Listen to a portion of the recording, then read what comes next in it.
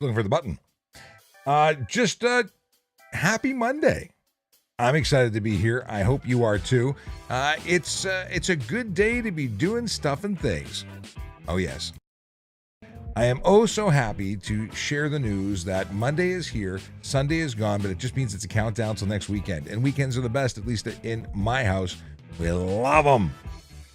Oh yes. What else happened? I bought some stuff at auction. What was your weekend like? My name is Sean Shapiro. This is a show called Ask a Traffic Cop. I'm a former cop, no longer a cop. I talk to cops, and I want to have cops on the show with me so they can talk about their jurisdictions. I happen to know stuff and things about the Ontario Highway Traffic Act, and we talk traffic safety in general. Of course, police stuff. If you've got questions, I've got answers. Bring them. And then you've got Papa Uniform November. Yeah, they said if Doge were in Canada, this show would be defunded and shut down. Well, guess what? No one's funding it from the government, you dipstick. This is actually a privately funded show. Did I call someone dipstick? Yeah, I did. Because that's what they are. If you're watching, please follow the live stream. I go live Monday, Wednesdays, and Fridays, and we talk traffic safety, traffic law, and police stuff every single time. And if you are watching, I'm so glad that you're here. Yeah. I got a bunch of stuff that I want to talk about. Let's see. I've got a list of things we're going to get into besides the regular rigmarole of asking questions and then getting your answers. We're also talking about tires because there's a whole bunch of people who think that it's time to put the summer tires on. It's not. It's super cold outside. I was wearing a T-shirt for the last couple of days, but I went today for a little walk to school with my kids, and it was not. It was not nice. It was like -5, -8. I was contemplating gloves. Yeah, it was not good. Your tires wouldn't appreciate it either. This isn't the time to make the change. Don't try and beat the lines at the cost of your safety. You want to wait until you're getting a consistent 7 degrees Celsius above zero before you start talking about changing your tires. Yeah, don't be in a rush.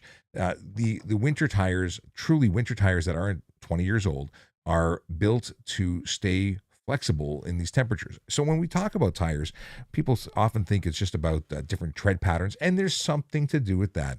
But primarily, it's the rubber compounds that are used to make the cold weather tire good in cold weather. Simple as that. Now, what you don't want to do is keep your winter tires throughout the summer because that will just chew them up, and they're not good in the warmer weather. Not good at all. We're going to jump into some e-bike stuff. We're going to talk about e-bikes, e-kick scooters, and electric unicycles. I responded to someone. It was it Toronto Road Cabs? There was a couple of posts, and I was tagged in it on X, and people were like, "We need voiceover cops commentary," and I gave it. It was about an EUC in traffic, and I explained, briefly that they're not legal for the road. These are the electric one-wheel devices. They're prohibited on any road in Ontario. They have to be used on private property only. And many folks were upset. But the weird comments were coming from the bicycle community. And it was really only two of them. And one of them has been following me for a while, and we get along. He's liked some of my posts. It's not hate, but he would like me to spend 20 times my effort that I spend talking about motor vehicles and illegal vehicles, focusing on bicycle safety. I don't agree with that. I think that we talk about everything equally because it's all equally important. Cyclists have to ensure their safety as much as pedestrians do, as much as drivers do. And drivers aren't responsible for everybody. They're responsible for what they do. And if they do it wrong, bad things happen. No differently than if a bicycle does something wrong. And then I get the arguments that, well, bicycles don't, seriously injure people. They do.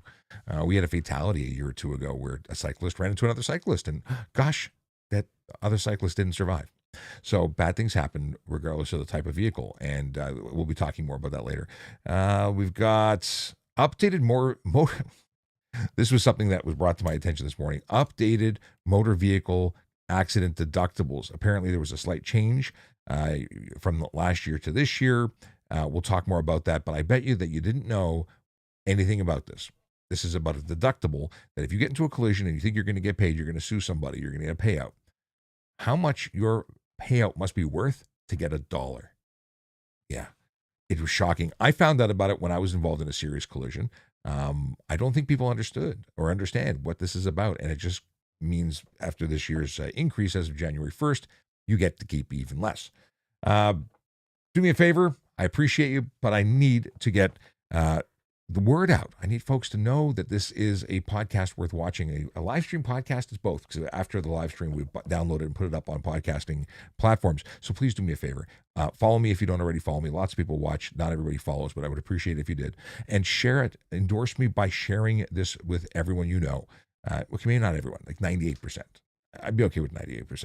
If you know someone who's new to driving, if you have someone who's getting their license, I am about to start a G1 learners situation. We're going to go through the book as a study guide. We're going to go through it. We're going to talk about every topic on every page. I'm going to turn it into a mini series on YouTube, and I think it's going to be awesome. We're going to help some young people and some older people who are new to driving get their G1s and go through the process. All right. What else are we going to talk about? Automated enforcement. I know so many people have a difficult time with it. I want to talk about that.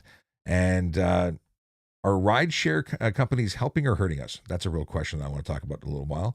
And we will talk about the psychology of driving, because there is something to be said for the warmer weather, the clearer roads, and the increase in collisions that we see. In any case, bring me your traffic and police questions. We will answer them right here. So Jesse says we need catch and release to be a thing of the past, like getting rid. It's getting like Detroit out here in Toronto in regards to break and enters. We have a serious problem. And that is not a unique to Canada. It's a serious problem worldwide. We see crime on the rise. And a lot of it's based on the fact that we have some weak politicians and we have some courts making bad decisions, in my opinion. But you know how you change that? You vote. And there's going to be an election hopefully coming up soon. You vote. That's how you change things. Jesse follows up and says, auto theft and the Toronto police can do nothing, it seems, as the government will do nothing. The police are in a difficult situation. They have to follow just an incredible number of rules. You know, people were in my comment section, we're talking about, you know, if we give someone a tracker information, we tell the police where the car is, why can't they just go get it? Well, because there's rules. And sadly, they tend to favor the criminal. Things like search warrants, you know, you need them. It's really not a big deal, but it takes time and it's not always approved. And we have to have a certain threshold to get the search warrant. In any case, it's a problem. It's a problem, and it'll continue to be a problem. You know who needs to make a real change? I think automobile manufacturers could do a lot to reduce the number of vehicles being stolen by changing the way that they go. Do you know what one of the best ways or the most secure vehicles for auto theft are? The old school key, the ones that aren't proximity keyed and so on. Chase says, good early morrow. Is it early? I'm still feeling the effects of the time change. I am still getting up an hour later than I should be. I'm stressed. I'm not stressing. I'm barely getting up for the 7 o'clock instead of my normal 6 o'clock. Just I haven't adapted to the routine. It's something I got to do, but I haven't done it. Akela says, greetings and salutations, posting jokes before I start driving. Akela is going to be listening on the road to the audio-only version, no doubt. But Akela supplies us with a bunch of dad jokes. If you've got dad jokes, let me know what they are, because I flag them, and then at the end of the show, I will read them. I've got 4 of them so far. Brandon, who just jumped in with a good morning, Sean and all. I'm back in Ontario. Glad spring is on the way. Yes, I couldn't be happier about the weather change. This is the first weather. I've been talking to a number of people who agree that this is the first winter that's like, I can't wait for it to be over. Other winters didn't have that feel. I'm like, I'm done with winter. I don't need to see another one. Florida's sounding really good right now. I'm done with winter. I don't want to wear a winter coat again, ever. It's going to happen, but I don't want to. Mind you, there is the appeal of possible snowmobiling experiences. I've yet to go on a snowmobile. A friend of mine, 2 of my friends just went on a snowmobile trip. They had an interesting experience. They told me the story about when the track broke and flew off, and they then flew over the handlebars, and sounds like fun, guys. I was invited to go on that trip. I didn't go on the trip, and now I'm kind of like happy I didn't go on the trip. That doesn't sound like fun, but I'm sure it's a story that will live on for years and years of excitement and to be retold again and again. 7 Figure says, hey there, and wants to know if they can ask a question. Of course you can. 7 Figure says, if these e-bikes are illegal, why are there hundreds of people riding them all over Toronto with no police caring? I'm so glad you asked, and in that particular way. It's magical, really. E-bikes are not specifically illegal. The Ontario government and the Highway Traffic Act created a pilot, which then became law, that says if you have an electric bicycle, an e-bike, and it qualifies as that by ensuring that you have no more than 500 watts of power, so the motor cannot be larger. It cannot be capable of exceeding 32 kilometers an hour on a flat surface.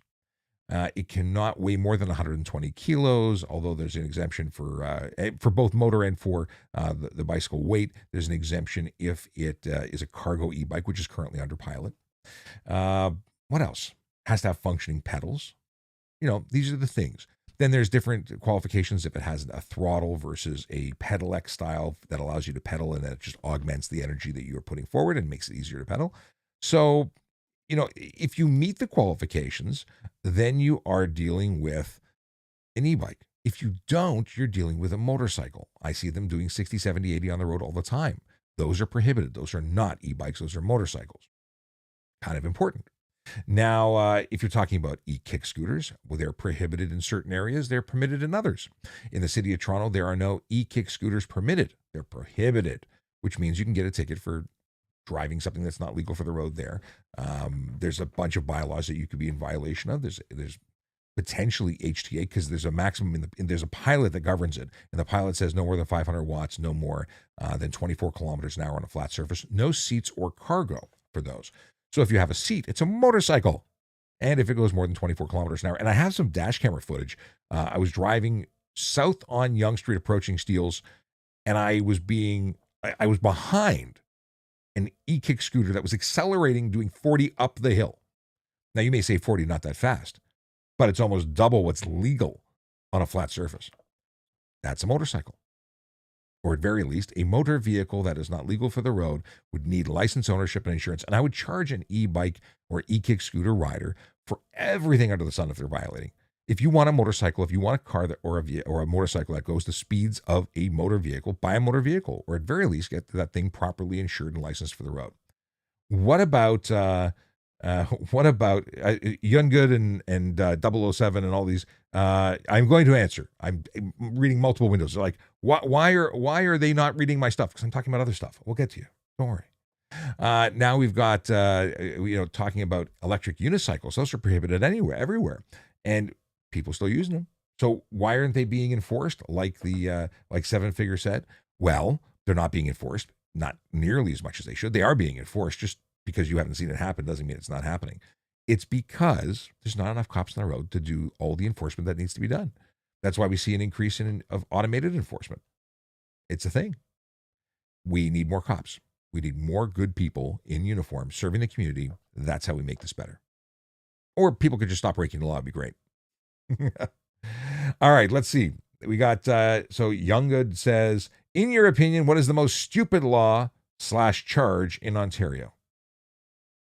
And then he wants to know, am I going to answer? And then not 007. I want to say 007 like James Bond, but just 07. Is this chat being read? And then Younggood says, I don't think so. But thanks to Honda Mags, who says he answers in the chat. He also answers other platforms. I appreciate you standing up for me.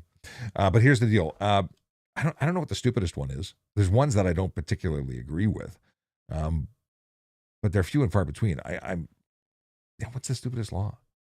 Well, I will tell you this, that if there's a stupid law, it's probably not being enforced because police have to prioritize their time. Like I was saying in the last ramble, there's not enough of us to go around, and I'm no longer on the job, so I can't really say anything about that. But there's not enough police to go around, and that means that they have to prioritize. There's so many calls for service. There are so many people who need the police. They don't get a chance to just deal with, as you put it, stupid charges. Not a thing. Not a thing that I've had a lot of experience with because I focused on the stuff that was most serious and that impacted people, that caused the most serious risk to people, both their safety. Okay. GGBBGH says, no more cop. And then they said they need to replace cop with AI. I'm not a cop. I used to be a cop. Now I'm just a guy who knows stuff. And you can try your hand at AI. AI is great. I use AI all the time. Love ChatGPT. Love all the platforms. Love the image generators. But that's not a replacement for a human being. Not yet. Maybe one day. You can't trust what it says. Because I frequently try this where I ask it to give me answers that I know the answers to, and it doesn't always do it. It's great for finding me websites and helping me make reservations for dinner. And there's large language models, and there's also large action models, and there's things like what is it called? Conductor. There's stuff in the States that's not available here yet, where you can actually have AI. And I'm fascinated by this. I mean, it's all the AI news, where you can actually have it go onto your Facebook page, go into Marketplace, look for products. This was the sample that I saw in a video. Look for products, renegotiate on your behalf, because it will message people on your behalf, and then make deals with people, all based on the criteria that you provide it. I mean, it's scary that it can do that, but it's also awesome that it can do it. So AI agents coming in, very cool. One day, I'm sure it'll be a thing that replaces me. However, it's a long way off, and I think that me being here helping you still has value. And if it has value for you, stay. And if it doesn't have value, the door is right there. You just actually, it's a swipe or a next or whatever you want. Hit a link. In any case, here's so GGBBGH says, after the AI comment, says, I agree with the law enforcement, but some of the cops are racist. I got news for you. Some of the postal workers are racist. Some of the Tim Hortons people are racist. Some of the, bankers people are racist. It doesn't matter what job they do. It's impossible to find someone who's completely outside of any bias. There's bias in everything. But you try and find the people who can be trained, the people who can, who don't display that inherent bias in a negative way. Obviously, people are going to be biased. People who like blue will like people who like blue because there's commonality there. However, I don't think that police are inherently racist. I think people are. And you got to find the people who are less so. And I say less so because there's always going to be bias of some level or another. Rick T. Bird, 1966, says liberal Trudeau cops. Cops are generally not liberals, generally not a big fan of the guy with hair and bats and funky socks. Just generally speaking. I mean, historically, if you were a cop, you did not vote liberal. Nowadays, you see a lot more liberals in policing, but it's far fewer. And this is not a conversation I really get into with politics, but that's just the reality. Liberals tend not to fund police. Police tend to vote for the people that are law and order and fund police. Just what tends to be. Would you vote against your own job? No, you vote for the people who fund you.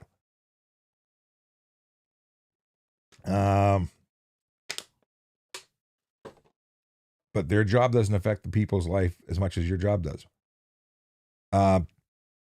Okay, but people are still people. You cannot find people who are completely perfect.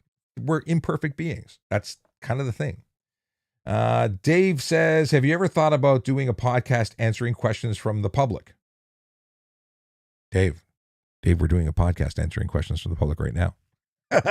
I appreciate you, man. That's what I'm doing. We're here. We're talking about traffic safety, traffic law, and police stuff. My name is Sean Shapiro. I'm a former police officer. That's right, former, no longer. It's been 6 months since I was a cop, and it's been longer. Why is this so loose? No, I gotta. Oh, that's what it is. I turned it the wrong way. I left the police service for family reasons about 6 months ago, but I've been doing this question and answer thing for 5 years, taking questions every day. Traffic, police, whatever you want to talk about, crime. I'm here to talk. So yeah, if you got questions, I got answers usually. And if I don't, well, then I'll tell you that I don't. But follow me and we'll keep doing this thing that I do. Now, let's see here. The man from photo, my brother from another mother who is there. Good to see you, my friend, fantastic photographer. And someone that I've been talking about having on the show for a long time. So good to see you. Okay. Jamie, thanks for the follow. What do we got here? All right. Honda Migs was saying, like, I know if you're childish, she'll kick you out. I try not to kick people out of the live stream. The live stream is really a place to hang out and chat, and it makes for good discussion. Like when user lots of numbers 3495742881615. I don't understand why you can't just pick a name. I mean, I guess the anonymity when you make comments like cops or criminals, you don't want to have your name associated. But whatever. Let's address your comment of cops are criminals. Some cops are, but most cops are not. And when I say some cops are, the very rare occasional time you will find a police officer who's up to no good. And when you know what we do when we find those, we hold them accountable. We charge them. We arrest them. We take them out of uniform. We suspend them. There are rules and procedures. In fact, under the new the Police Services Act was replaced, and the new act provides an ability to actually fire cops. It used to be suspension on pay. Well, now there's a way to suspend without pay. The world is changing, and your suggestion that cops are criminals, although if you're making a very absolute statement, and it's incorrect. You're effectively, with your 3 words, saying all are, and they're not. And nobody dislikes a bad cop more than a good cop does. Okay. Slaughterhouse Games followed the host. Thanks for the follow. Nick Allen says, when I got a speeding ticket as a teen, I had to write an essay. No ticket. Did you ever have this? I've never seen that. I've always, and maybe because, I mean, how old are you, Nick? I'm curious and what jurisdiction were you in when you did that? Because a judge, actually, I will say this. I used to be a court officer. I started as an auxiliary officer. Within a few months, I became a court officer, which is a special constable under the new titles and roles. And it was Judge Eric Lindsay. I never forget this man. He was amazing. He's since passed away. But he would sit in his chair at 1000 Finch, and he would hear the tale of woe. You know, this bad man accused of a crime, attending for whatever reason, and he would tell me about how he'd say, write me an essay. He'd spin in his chair, and I believe he was Jamaican, and he was just a lovely person. He'd spin around. He'd say, tell me a time when how you found God, how you're going to make you're going to make up for it. You write me an essay, and he send them back and bring them back on a next appearance and follow up with them. And he reduced sentences because of essays all the time. Now, obviously, that's criminal stuff, but it's very interesting. Now, Nick Allen says he's in the East Coast of Canada. He was 16 at the time, about 3.5 years ago. Gotcha. So that's recent. Okay. I've never seen that in recent time. That could be a justice or JP could do that. I think it's unrealistic in a larger environment like we're in now, but that's really cool. I appreciate you sharing that story, Nick. UL Rack says, what's the best way to handle a situation where someone is brake checking you? So brake checking, for anyone who doesn't know what this is generally when you're behind someone and that person in front slams on the brake specifically for the purposes of causing you to freak out or cause collision. That is something where you really hope you have a dash camera. I'm going to have to share some recommendations. I've got some good dash cameras that I like. I talk about them all the time. They're made by companies like ThinkWare, Blackview, and Viofo now is one that I've been exposed to and talking about. But that's so you have the evidence, because what they've done is they've committed an offense. It's called brake checking is the act, but it's called stunt driving. And if you go in and try and cause someone to slam on the brakes by slamming on the brakes just for that purpose alone, you're not avoiding a herd of angry chickens on the highway. You are specifically trying to get that person to freak out, to cause panic. That's stunt driving. And that person would lose their license for 30 days, their car for 14 days. They get a nice big charge, assuming we can get the information we need. And if it went to collision and you had that, it would be great evidence. That's why dash cameras should be on every single car. But sadly, more often than not, it doesn't get caught. And that's because the person does it and takes off. So what happens? If they do it once, you make sure you've got the following distance to be able to avoid a collision. Stay off their bumper. Some people do this because they're trying to send you a message. It doesn't make it right, but sometimes they're doing it to send you a message saying, get off my butt. However, there's also a large group of people who do this to try and cause a collision because they are defrauding insurance companies. They're trying to make false claims, create a staged collision where you get an unsuspecting third party, get them involved in a collision with you, and then they go, oh, my neck and oh, my back, and then they sue, and then that's their income stream for a while. Speaking of suing, I started to mention this earlier, and I really want to talk to my friends at Diamond and Diamond. They're a personal injury law firm, and I was notified that as of January 1st, personal injury deductibles have gone up in Ontario specifically, and maybe they'll open this up and explain better when I get them on the horn about it. But apparently, it's now $46,790.05. That's a very specific number. Now, what does that mean? Here's what I didn't even realize until I was in a collision where I ended up suing the other party and the insurance company. If your payout, and I'm not a lawyer, I'm not an insurance person, but this is my understanding of how it works. If you are going to sue and the damages that you were going to sue for did not exceed $46,790.05. You're not getting anything at all. So your claim has to be, well, let's go back. This is the deductible. So let's say you get $100,000 awarded to you by the courts. They say, okay, we believe you. You deserve $100,000 for your pain, suffering, and damages. But they take a $46,790 deductible, meaning you get the balance. You get just over $50,000, even though the court said you're worth $150,000. How in the heck is that a thing? I mean, I experienced it because I got a payout, and I deductible then was, I think, slightly lower. I think it was $700 lower. However, that's crazy. I really want to get the folks at Diamond and Diamond in to talk about this because it's important to understand what risks, like people just assume, oh, if I get hurt, I'll sue and I'll get money. Yeah, but maybe not that much. And if it's not that much, maybe nothing.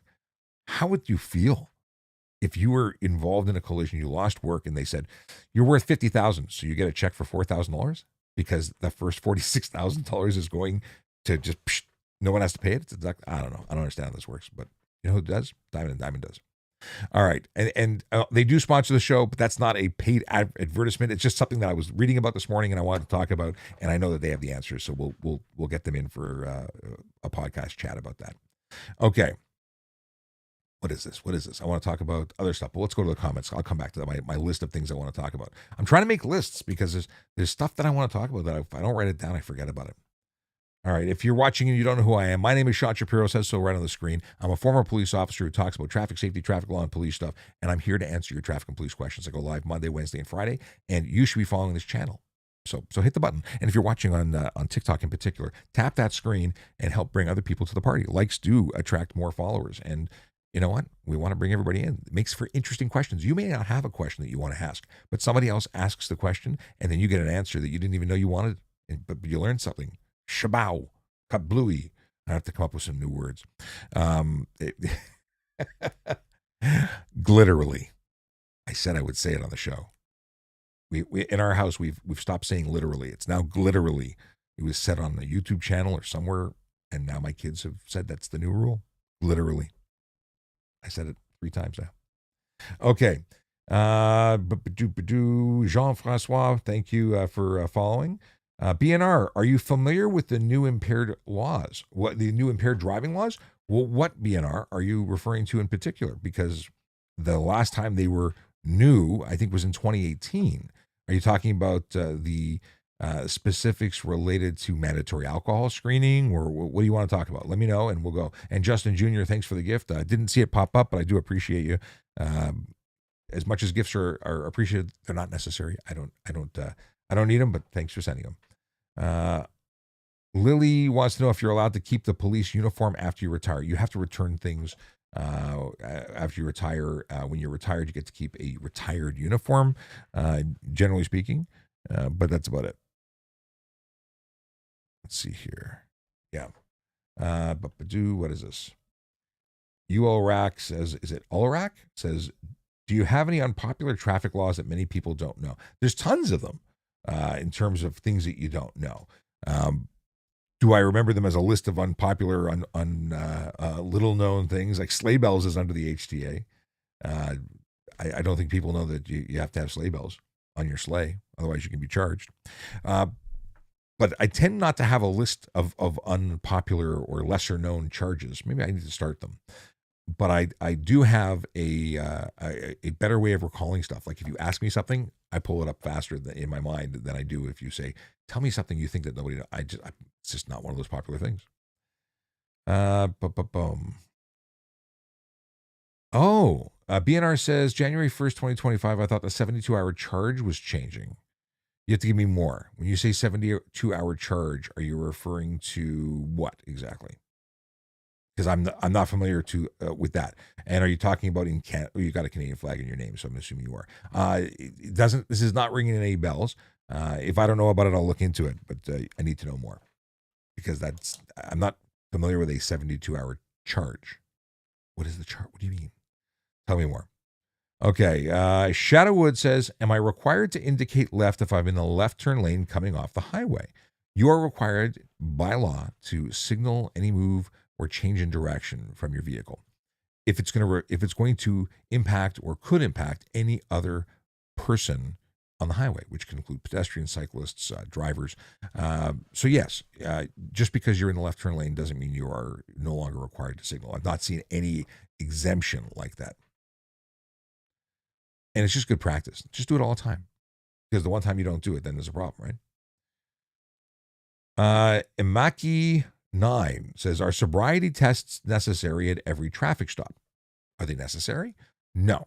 Are they possible? Yes. Under the mandatory alcohol screening, every traffic stop could result in a mandatory alcohol screening test where you're required to provide a breath sample into a machine to test whether or not you have alcohol in your blood. And it's an effective way of doing it. Like if you look at Australia, they'll just do,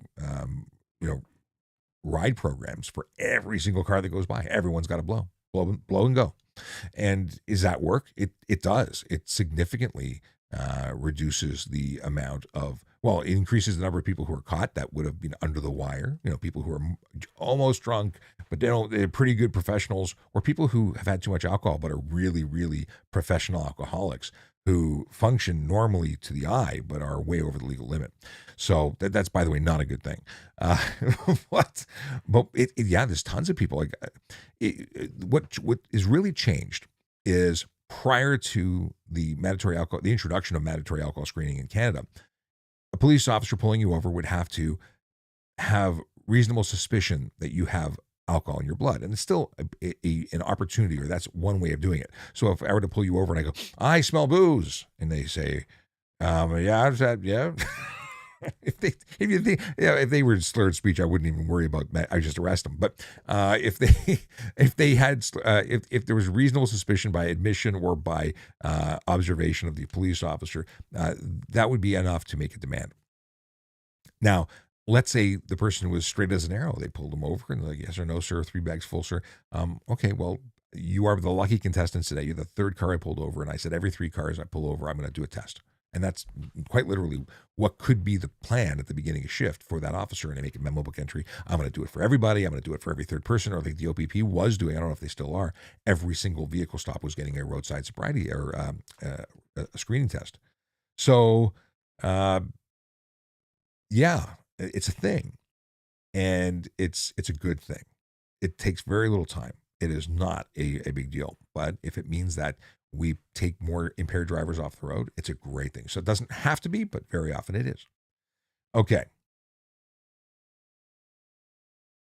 And BNR will get me more information. And BNR, if you want to send me stuff, you can do voiceovercop@gmail. Send me an email. When are you allowed to enter an HOV lane to turn right? This is from Squatch Canada. So here's the deal. Based on the fact that you're saying HOV lane turning right, you are actually talking about a multi-purpose diamond lane in a municipality, not an HOV lane, which is on the Kings Highway, which is on like the 400 series, because they're in the left lane. There's no turning lanes. So, yeah, I'm trying to think if there's any. No, I don't think there's any off ramps. Like Allen Road on the 401 exits from the collectors on the left side, but there's no HOV there. Anyway, the deal is that you can enter it at a reasonable amount of space prior to making your turn, so you can safely make that turn. But if you pass the place that you would have turned and now you cross the next intersection, you're open season. It's open season. You can get a ticket. Now, there's actually a literal distance that someone mentioned that I wasn't even aware of, because that wasn't a ticket that I focused on ever. It was a right turn. You jump in, you make your turn safely, and you're fine. Again, you keep going. That's going to be my evidence. Went through past 3 driveways and an intersection. That's when I stopped them and charged them for. It will disobey. It's going to disobey sign in that multi-purpose lane because it's the use of that lane is dictated in the sign. Okay. Canadian Ape says, why do people use their left turn signals when going around in a roundabout? I have no idea, Canadian Ape. I think in certain jurisdictions or in trucking schools, they're being told to, because I've had arguments with people about it. It makes absolutely no sense to use a left turn signal when you're going around a roundabout, when there's nowhere else for you to go but follow the road, which goes around and around and around. You're not changing or deviating from the path set out in front of you. It's not a change in direction. You're following the road, even if it's continuously in a circle. I think this is funny. However, when you exit the circle, you are going outside of the circle. You're going counter the path of the road. You're getting out. And when that happens, you are required to, so you signal the exit from a roundabout, not the entrance. You're following the road in, you're signaling out. I hate roundabouts. There, I said it. I hate roundabouts. Not because they're not a good idea. In principle, they're fantastic. But nobody knows how to use them. It's like playing chicken every time I am in one and waiting to see if someone is actually going to yield to me. People are wrong. They're just wrong. Maybe it makes it interesting. I don't know. Hey, if you're watching and you don't follow me, what are you waiting for? Please hit follow, like, subscribe. If you're on TikTok, hit that button until your fingers go numb. It helps bring more people to the party, and I really appreciate it. We want to get more people here. Why? Because we want to make roads safer. How do we make roads safer? By increasing education. So you got different opportunities. You either educate or enforce. I'd rather educate, and now have no other option since I'm no longer a police officer. Old Young Man 5 says, do you let people up to co-host with voice only? Not through TikTok. I do have people come on as like police officers from other jurisdictions jump in. I can give people links to jump in and join me on screen. I do that or have done that on occasion. I haven't done that recently, but I need to and want to, and have been working on doing that a lot more.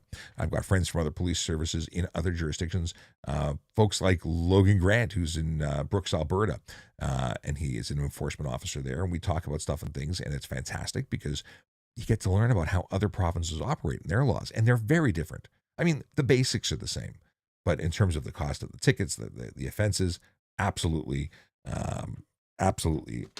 awesome.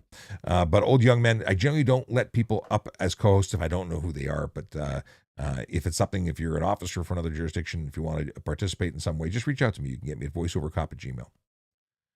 Amar, thanks for the follow. And Squatch Canada, you're welcome. Imaki9 says, have you given out DUIs? Have I arrested people for impaired operation? I absolutely have, although it was a long time ago because I have not been on the road in about 5 years. Okay, Shadowwood. Shadowwood has a comment. Stand by. So I just realized I'm not being looked. Nicholas Rizzi. We'll come back to your comment in just 1 second. Okay. So the question was, have I given out DUIs? And yes, I have. And then the Shadowwood was saying, have you seen that OPP video where a semi-driver left their seat to grab a water and the truck was on cruise? Come on. Wait, did that vehicle end up rolling over or something? I did see a video of something wild like that. That person, I don't know how to respond to that. Like, a lot's going through my head, and most of it's not for public consumption. Not cool. Not cool at all. I don't think I've seen that particular one if it's recent. So if you don't mind, send it to me. Either send me a DM or send it to me by email. Canadian Abe says, thanks, Sean. I knew I was right about the roundabouts. Absolutely, brother. Okay, Big Skrilladilla says, how long did you serve before retirement? I have a total, I'm just shy of 25 years of total service. I joined as an auxiliary, then became a court officer, and then became a police officer. The time totaling all of those was just shy of 25 years. And I could have gone for another 8 to 10 if it wasn't for the fact that I had some family stuff come up and they needed me at home. Okay. Old Young Man says, even though I'm the man why TikTok was created, I don't understand. I'm not picking up what you're putting down. Okay. Summer says, yeah, last week. It was last week was the trucker thing? Okay, I need to see that. P Daddy says the same thing. Video is crazy. I can't even begin to try and Hetcom. Yeah, I'm not going to try and read your name. I have a 2-part one, I guess. The window tinting. Is window tinting illegal? If so, what about magnetic window shades? Interesting. Okay. Now, it depends on what jurisdiction you're in. If you're in province of Ontario, this is the answer. If you're elsewhere, it could vary slightly. And then the deal is that window tinting is legal to a limit, to a different standards. In Ontario, for the purposes of vehicle safety, meaning you can't get a safety certificate if you exceed 30% light blockage. No, yes, you cannot block more than 30%. 70% is VLT, visual light transmission, is I believe the acronym deciphered. You have to have the majority of light coming through. So if you have 5 or 10% factory tint and you put 30%, you're illegal. You're 40%. You could actually lose your license plates. They can be pulled and your vehicle would have to get towed. Now, if your vehicle simply has super dark tints, we get that's going to be losing your plates. So the 5% tint where you have 95% of light, and we're talking about the windows left and right of the driver. We're also talking about the windshield. You can't have anything in Ontario on the windshield. Vehicles made in 2016 or older can have the 3 inches of tint strip across the top. That's it. But the ones in the back seats, the rear of the vehicle, those can be as dark as you want. The rear window can be as dark as you want. You don't even have to have windows. You can paint them solid. The regulated windows are the ones directly left and right of the driver, and of course the windshield. Now, if I can't see you, I'm a police officer and I can't see in. Let's say you're 30%, but it's dark out or it's cloudy. I can't see the driver. Your view is obstructed, first of all. Driver's view obstructed, so that's a charge. You have obscured the interior of your motor vehicle because I've got to be able to see you. I want to see if you're wearing your seatbelt, if you're using your phone. All those things are required by you to do the right thing. I have to be able to see in to ensure that you're doing the right thing. So if you're obscuring the interior with a coated or reflective coating, that's a $110 fine. Now, other jurisdictions have different rules. I amazingly, was it Missouri? Somewhere we were talking about last week. Depending on the type of car, category of car in the States, in that state in particular, decided whether or not you could have some tint or all tint. So in passenger vehicles, you couldn't tint any of the 4 windows, rear passenger or like over a limit. Yet if you had an SUV or a truck, you could completely tint and block out the rear one. So it's really interesting. Every state, every province, different rules. Let's see here.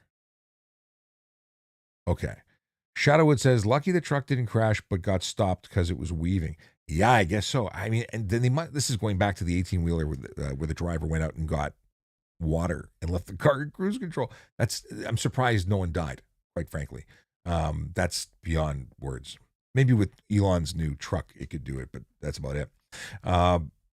And I guess they had an interior dash cam that captured it because a lot of the trucking companies are installing those, and for good reason. Like I talked about this before, but I was in the CIB. I investigated a collision that resulted in a fatality of a construction worker. And when I was reviewing tapes, like someone called in and said, I was there, I watched it, it was caught on my dash cam. Well, when I watched the dash cam, it had 2. It had the front where they certainly did capture the appropriate stuff, but the other camera was getting the driver who was texting and driving the entire drive in traffic. So sometimes dash camera, no good for you. Nothing happened other than a warning because we weren't there for that. And we appreciated the fact that they were, helping us with the very serious fatality. Anyway, the new driver thought Cruise steered for you too. Wow. Amar, is it Amar or Amar? I don't know how to pronounce your name, but I think we're going to go with Amar. No, Amar. Okay. Sometimes double syllables, are both sounded out in some languages. Trying. Okay. Thank you for your service. Thank you for the thank you. Spicy Pork Chop wants to know if it's legal to cross a solid line. And the answer is, depends on the province you're in. Province of Ontario is the only one that doesn't have a charge specific to crossing that line. However, crossing the line in certain circumstances could result in careless driving or unsafe move charges, even though it's not an offense to cross the line in particular. However, almost everywhere else everywhere else in Canada has a charge for crossing a solid line. And quiz question for the folks in the in the chat: Do you know what the difference is between a yellow line and a white line? That is the question. Do you know? Do you? Because if you know, shout it out. I want to know if you know. What a weird interface this is. Why is it doing this? Oh, here it is. No, there. No, yeah, there we go. Yeah, if you know what the difference is between, I'm just looking into the current chat because I'm a little behind on wrong thing here. Come on. Oh yeah. I'm a little behind on the thing. I'm reading questions and sometimes new questions don't come in. But if you put on TikTok the difference between white and yellow, we're gonna see how many people know. Ray says, yes, white is on the right. Sometimes. White lines mark lane boundary. Yeah, yes, but so do yellow. Aha. Waga says yellow line means traffic is coming in the opposite directions, while white means traffic is in the same direction. You are absolutely correct, Waga. If you send me a DM, I'll send you some stickers. I got some voiceover cop stickers. Okay. And Shadowwood sent me the OPP video. Thank you very much. I look forward to seeing that. What are your thoughts on the amount of collisions on Highway 11/17? Sadly, I do not know about the highway or the statistics around them. I think that any collisions are horrific and are totally avoidable. That's the whole thing. We talk about Vision Zero, and Toronto's a Vision Zero city, and I'm a real big fan of this concept because Vision Zero suggests that we should be aiming for zero collisions. It's completely attainable. Like, we get that the minor collisions, fender benders, are going to happen. And if they don't cause serious injury and people to be unalived, well, you can sort of accept them. Like, I was driving in Italy and people were playing bumper cars on the road. I mean, not playing bumper cars, but it was effectively bumper cars because the number of times people bumped into you. And it was just, honk, honk, wave, wave, and everyone went about their day. That you can excuse. You can't excuse people who don't come home because somebody made a dumb decision on the road. So that's a thing. But let me know the stats, because then we can talk about them. Oh, old young man claims that TikTok was created because of him. Well, then that's amazing, and I need to know more. But I still don't know who you are, old young man 5. Okay. Scrolling back. Boom, boom, boom. Here we go. Nice. Okay, I got a DM to look for. So unknown YO. Is it unknown yo or unknown YO? Because in my world of acronyms, YO is young offender. I have a tint permit for my eyes and tried showing it to the OPP. He refused and gave me a ticket. Gave you a fix-it ticket. Well, first of all, I've never heard of a fix-it ticket in Ontario. Maybe that's an Ontario police thing. However, tint permits don't exist in Ontario. There's no medical exemption. So where did you get your tint permit? Was it someone who tinted your windows and sold it to you? Or did a doctor give you a note saying you really need it? Because there's something called sunglasses. There's also visors. There's tons of options that don't include putting tint on your windows that is too dark, because that's illegal. And again, there's no medical exemption for it. I don't understand. Is there a reason why sunglasses aren't good? Because so many people tell me they need tint because of their eyes. And yet sunglasses are a solution that have been around for 100 years plus, more, 200 years maybe. I don't know how long. When were now? I really want to know when were sunglasses invented? Stand by, because this is ridiculous a statement for me to make. But it's not a modern invention. It can't be. Windows and stained glass. I mean, could you imagine in the 1900s? Okay, I was going to say 1800s. Stained glass. Come on, 17. When was stained glass? Oh, this is ridiculous. When were sunglasses invented? When were glasses invented? I mean, they must have been tinting them since then. Since the 12th century China. Smoke-tinted quartz glasses were used by Chinese judges to shield their eyes from glare and possibly conceal their expressions in court. 18th century oh my God. Yeah, there's no excuse. There's no excuse to not wear sunglasses, but I want to hear what everyone's excuse is anyway.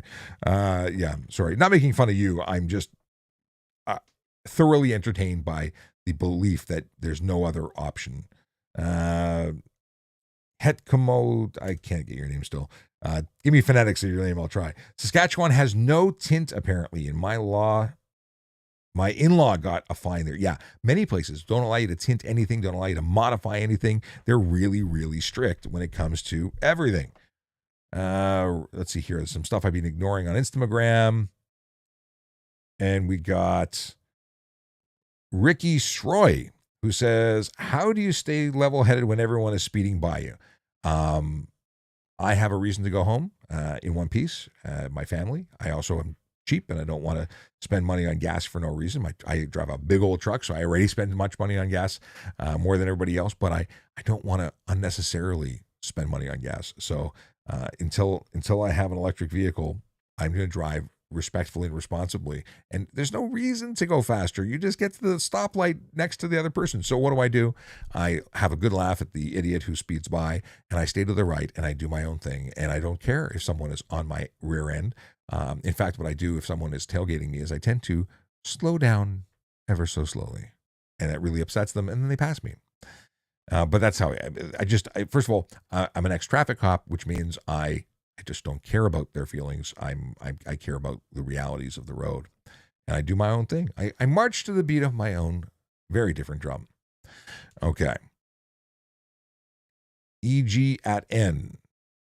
Is it Egan with an asterisk? What do you call it? What is the what's the name of the at symbol? Come on.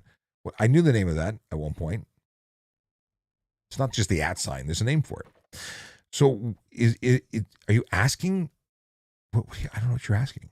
Your comment's just out of sequence. I don't get it. Were you responding to somebody? It says it's just 120 but no points. I don't understand. What is just 120 with no points?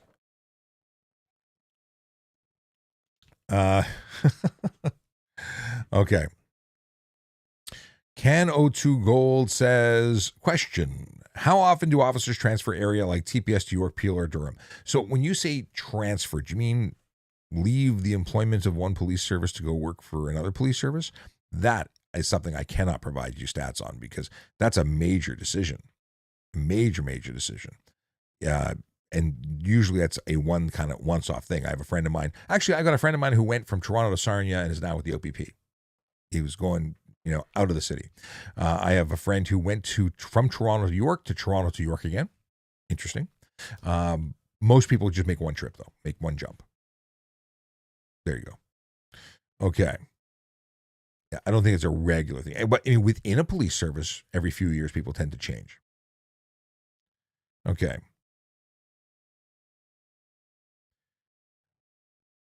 Where do we go here? Jeffrey Redicop says, we got, sorry if you've answered this before, but can you get a ticket from leaving your hitch in your car? Interesting conversation. We were talking about it last week. As a matter of fact, there is no charge for leaving it in your car. Now, someone said they got a ticket for doing that from the OPP somewhere when they were involved in the collision for unnecessary damage. I don't know what that charge is. I cannot find any information on it. If someone has received the ticket, please tell me what they got charged for, because I believe we left that conversation kind of up in the air. And we'll need to find what on earth that person was charged with, because there's no specific charge for it. I can't even find a charge that even fits closely to it.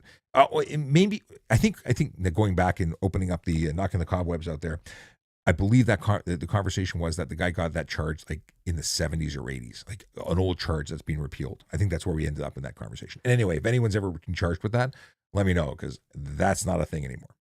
There's cars that have permanently affixed hitches, or big trucks, I should say. Can't find them. Anyway, moving on. We got the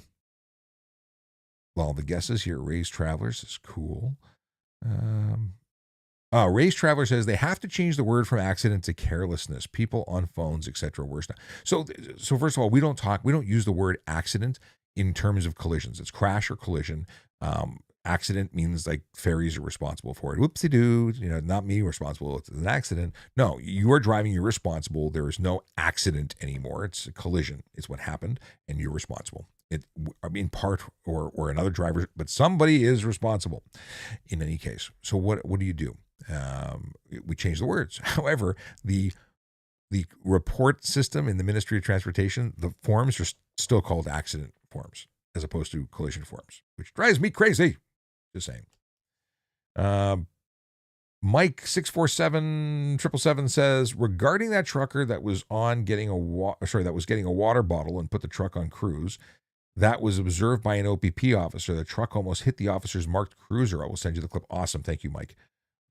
Elliot Lake joined. How is the fishing derby, Elliot Lake? The ice fishing derby was just last week, the Elliot Lake ice fishing derby. I'm really curious. I haven't spoken to Blaze to get the follow-up, but what a situation. Okay. Oh, X.com OPP status. So I can pin the comment. Is that what I do? Let's see here. Pin comment. I just pinned your comment so I can find it later. This is the clip of the trucker that put the truck on cruise and got the water bottle from back, and we got the clip. I hope it's a great video. I look forward to that. Thank you for sharing it. And we have another viewer who also sent it to me in the DMs.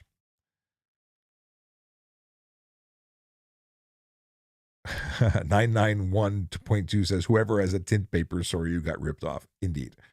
But there are jurisdictions that have medical exemptions. It's just not here. Not so smart says, what's up with all the dumb speed cameras? They're pretty smart. They catch all the dumb people who speed.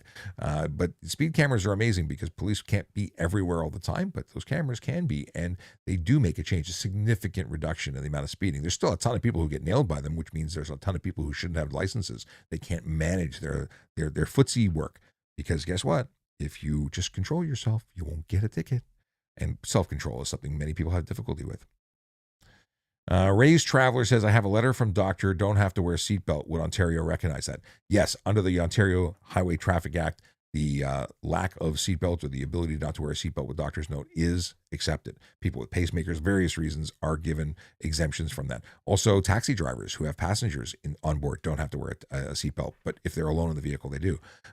Delivery drivers who are actively in the activity of delivering packages, being couriers, but staying under 40 kilometers an hour, actively getting in and out of the car, totally legit. Don't have to wear a seatbelt. I don't agree with it. It's still the safest way to be in a vehicle is with a seatbelt, but there are exemptions. Heck, okay, cool. The name that I can't pronounce will be called Heck henceforward. Thank you for clarifying that for me. Okay. What's the difference between tints and glasses? Glasses are more distraction. Beast from the East. Dude, really? I wear glasses all the time. I've worn glasses since the age of 4, although I had a long period of time where laser surgery didn't require me to wear glasses anymore. And I only wore sunglasses and clear glasses when I was riding. Still want to protect the eyes. How are glasses a distraction? That's weird. So the difference between tint and glasses, one is your vehicle prohibits people from seeing out to some degree, and certainly prohibits people from seeing in, or stops, reduces the ability to see. It's the vehicle is regulated. Let's go with this. The vehicle is regulated, and as such, the law dictates how it's used. Can you be told not to wear sunglasses? No.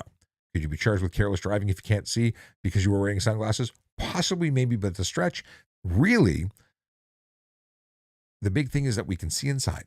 So the charge for obscuring the interior of the motor vehicle, not an issue because we can still see inside. We can see if you're drinking booze. We can see if you're using your phone. We can see if you're, waving a gun around. We can see things. We can see if you're wearing your seatbelt. Also really important. Seeing. Nonverbal communication. Other people can see. They can't see your pupils, but they can see, generally speaking, where you're looking. And that's important for other road users. Really important. Ever try and figure out who's going first at a stop sign when you both arrive at relatively the same time and the person on the other side is so tinted you can't see if there's a human being in it? Yeah, tinting is a problem. Sunglasses, not a problem. So, but your comment saying that sunglasses are more of a distraction I don't understand. Make me understand. Okay, Ray's trailer. No, Summer. Here we go. Ray, in response to Ray's Traveler, Summer said, that is a thing. My dad had a dialysis. Oh, okay, very good. Yes, the exemption. Perfect. Got it. Ampersand is a plus sign. So we were talking about the @ sign. The @ sign for your emails is not an ampersand. An ampersand is a plus sign.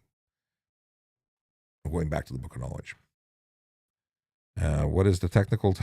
And this is the real reason to use that I use ChatGPT. Technical name for the @ sign.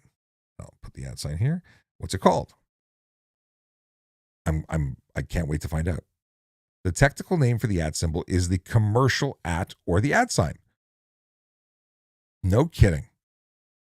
It's just called, well, the @ sign is what we call it, but in typography, it's called a commercial @ because it was originally used in commerce to mean at the rate of.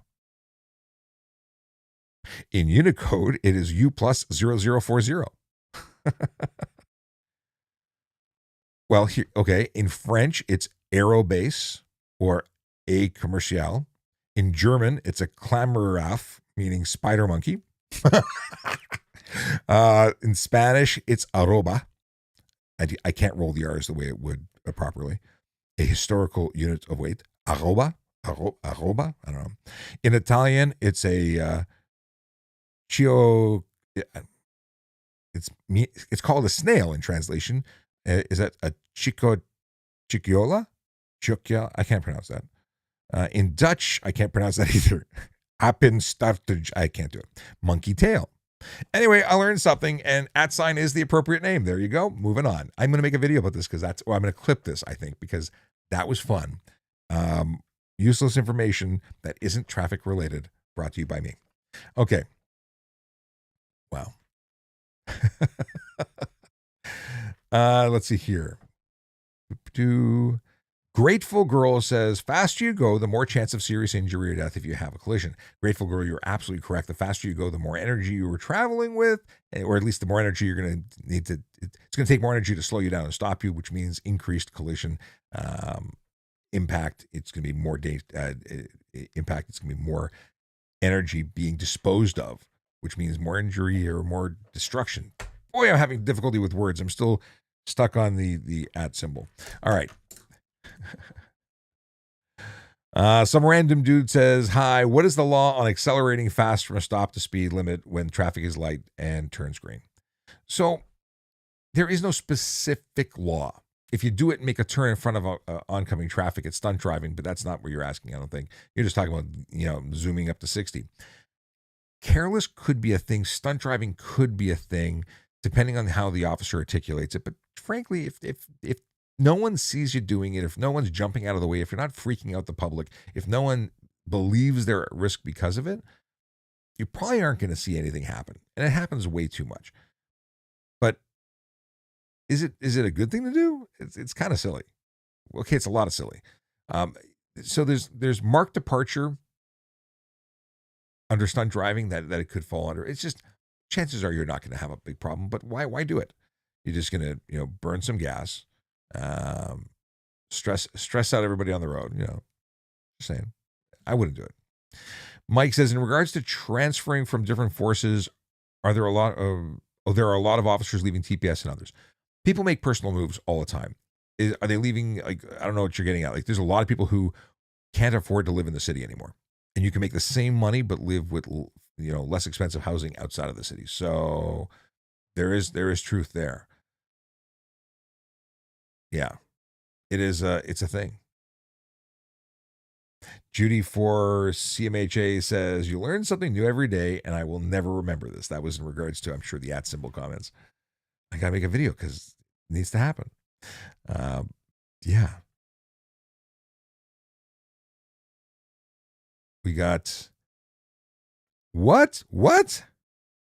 Alone and Wandering says no fish caught and top prize was $9,100.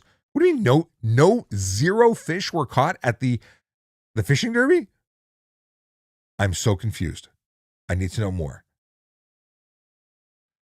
Jose wants to know what the difference between summons and set fine. So a summons is a summons to court. A set fine is a ticket that has an option to pay. Let's talk about it. A Part 1 ticket.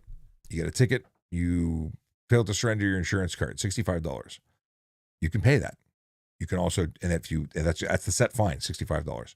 You pay it, you've pled guilty by way of paying it, admitted guilt, taken responsibility, it's done. It's finished. You want to fight it, you have the option of a first appearance, or you have an option for a trial.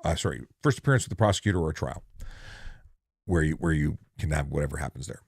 Now, a Part 3 is a 104, a summons to court.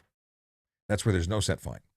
That is where the justice of the peace is going to determine what the consequence is after you're convicted. You're summons to court on the date on the ticket, because that's when you're going to set date. You're going to go and you're going to enter plea. You're going to say, I'm not guilty. I want to come back on in 6 weeks, 8 weeks, whatever, for disclosure. I want to come back to have a trial. So one has a fine range determined by court, but you are required to attend court. So it's for more serious offenses usually. You could be summoned with a Part 1. There's a way to do it. like let's say someone is a frequent violator when it comes to no front plate. Well, instead of just giving $110 forever, like a subscription system, the option to the officer is to summons them to court. So you could summons them to court where they would be eligible for higher fines and ruin their day by making them show up. Okay. Reg Schofield, who's back again to complain about Doug Ford. Okay. That's his thing. He spams the chat whenever he's here to talk about Doug Ford. Waga says, been wearing glasses for 30 years, never been distracted by them. Hell, they help me see. And this is now our reading glasses thing. It really helps me with the, it's a new thing. This waking up and not being able to read something, like your arm just doesn't get long enough. Yeah. It's me, 62 says follow the host. Well, I'm the host, so thank you for the follow. I appreciate you. What's our time? We're over time, but we got stuff because I'm having fun.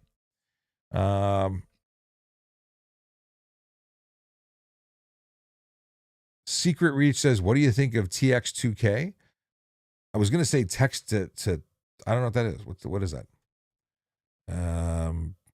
So many algorithms, acronyms. Let's see here. Looking this up.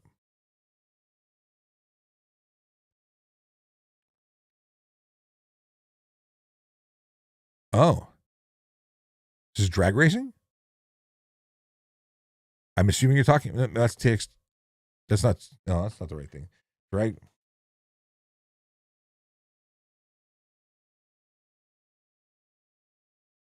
Oh, it's Texas drag racing? Is that what we're talking about? Tell me more. If you in Secret Reach, Right Track Racing has a police drag car. Drag car in that drag racing, not any other kind of drag that you might be thinking about. Let's see here. Alone and Wandering says, yes, 0 fish caught. They made the fishing area right on the beach too shallow. Really? Was that because of safety concerns for melting because of the increased temperatures? Why'd they do that? Interesting. It's St. Patrick's Day. Happy St. Patrick's Day. Thank you, Kevin, for reminding me. I saw the alert this morning. Totally. I should have been doing artwork for the show. I should have had the St. Patty's Day stuff up, and I failed miserably. Now, does that mean people are celebrated last weekend? Like this past weekend? Or are you celebrating this coming weekend? I don't know. Do we miss out on the opportunity for green beer? I don't really drink, so I apparently did. Yeah. I just didn't notice. Hey, Sean, how's Ben? I haven't watched his most recent episode. I don't know. Secret Reach says a lot of street racing as well. Not good. If you want to race, take it to the track. Check out Right Track Racing.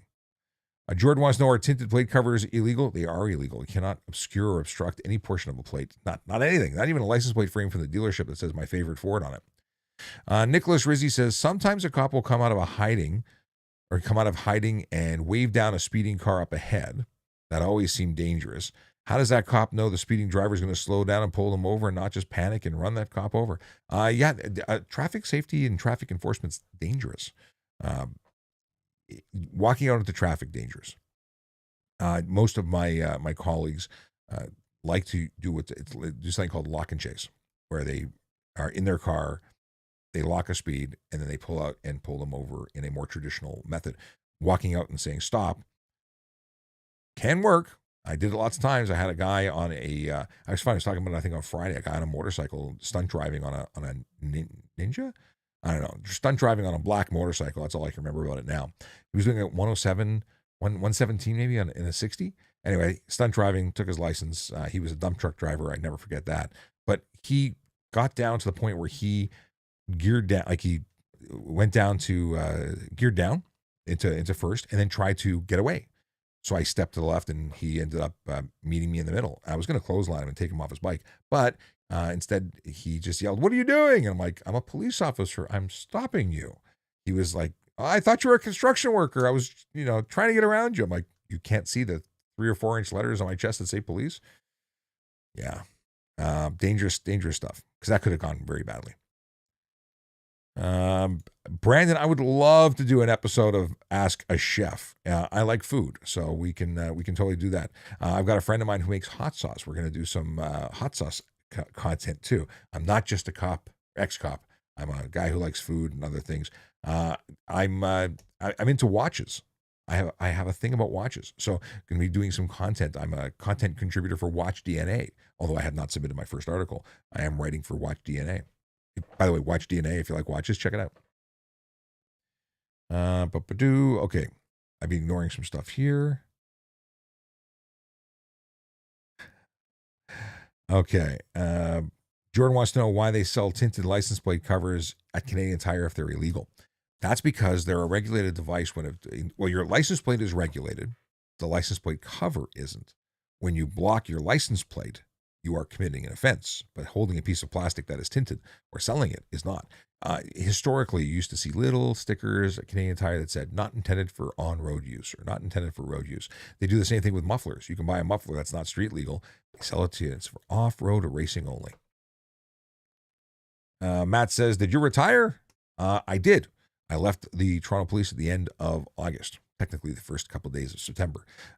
Family reasons, things have changed here that need me around. So as a result, I ended up starting a not-for-profit organization called Better Traffic. You can find it by going to bettertraffic.ca.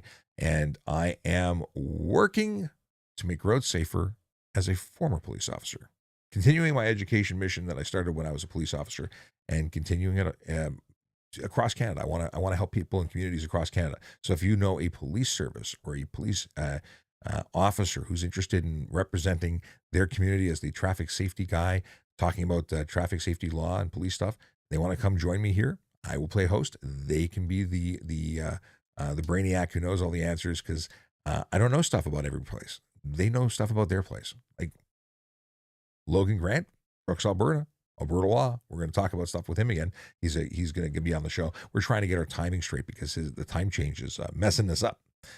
Yeah. Secret Reach says most covers are not enforced, at least where I am. Yeah, I think you're going to see an increase in the license plate covers being enforced, and that's because automatic license plate readers have difficulty with them. So if we see them now, we're trying to get people to stop more so. Like I would always pull someone over if I saw a plate and couldn't read it. Makes sense. But we're focused on other things most times. We don't sit staring at license plates. We're out looking for people doing dangerous stuff. The problem is the people who cover their plates are tending to be the people who are later doing dangerous stuff and trying to avoid being caught when they're doing the really dangerous stuff. So they put stuff and things on their plates. That's not everybody. Not some people just think it looks cool, and it can look cool. It's just not okay. Sam wants to know if it's legal to lane split or a lane filter on a bike. There's no specific laws that states you can't. Yeah, there kind of are. In Canada, it is not specifically legal. And in the description of other things like careless driving, stunt driving, and criminal dangerous driving, those would cover the act of lane splitting, which is moving through moving traffic. Lane filtering is less of an issue. It's moving through not moving traffic, but then it depends on the speed differential, because I can very easily articulate that lane filtering, if it's done at high speed, is super duper dangerous, which would put me in a situation where I would charge you probably criminally or with very least stunt driving based on my observations. So it is something, if you read all those laws, that you can certainly fit lane splitting and lane filtering into. Don't do it. There's only, and people say, well, it's illegal in the U.S. Well, it's only legal in 5 states in the U.S., Hawaii and California being 2 of them. And for the rest of the states, it's not. 5 out of 50, not 51, 50 would suggest it's generally frowned upon. Majority say no, don't do it. Jordan says, my buddies have tinted plate covers and never get pulled over. I hear you. Matt wants to know if I think that being in the military would help getting into a career as a police officer. If you've already done the military, absolutely. If you're thinking of joining the military instead of becoming the police officer to help you become a police officer later, I would say just come to the police. Like, you don't have to go to the military, but certainly we appreciate those who serve, and you get invaluable training that could definitely help you as a police officer. But being a police officer doesn't require that, obviously. Here Now 905 says most drivers cannot hold their lane. Why would you want to split that lane? 100%. Have you seen how bad the drivers are? I am shocked and offended by the level of driving inability that I see every day when I'm on the road. Like I'm creating a series. We're talking about bad drivers. We're going out to record those bad drivers and share the stories with you. So, not Canada's Worst Driver as a game show. We're talking about people on the road every day. We're capturing it. We're going to talk about it. My friend Brian Max is going to join me in one of the seats, and we're going to talk about what we see. He's a race car driver, race team owner, and me as an ex-cop. We're doing that thing. We're gonna talk about what we see. And Sunrise says, especially people in Brampton. Well, I think we're going to put that to test. We're going to go to Brampton. We're going to look and see what we're going to do. Statistically, we're going to report back comparing it to Toronto and other jurisdictions because you got to know. You got to see. You can't just blame people and accuse people. We got to actually measure it. A little scientific-y approach. Now, it's not really scientific because just because an offense takes place in a jurisdiction doesn't mean that they're from that jurisdiction. So to blame Brampton drivers, I will say this. Brampton has very wide lanes. Not wide lanes, wide roads with many lanes. And people go way too fast. And by the way, people are going to start increasing speeds now with the lack of ice and snow on the road. So be careful out there. We're going to see an increase in serious collisions. And that's not. People think winter is the dangerous time. And there's minor issues in the winter. People run off the roads and slide out of control, sure. But the serious ones, the really big fatal collisions, they're in the summer. We're going to see an increase now. Not good.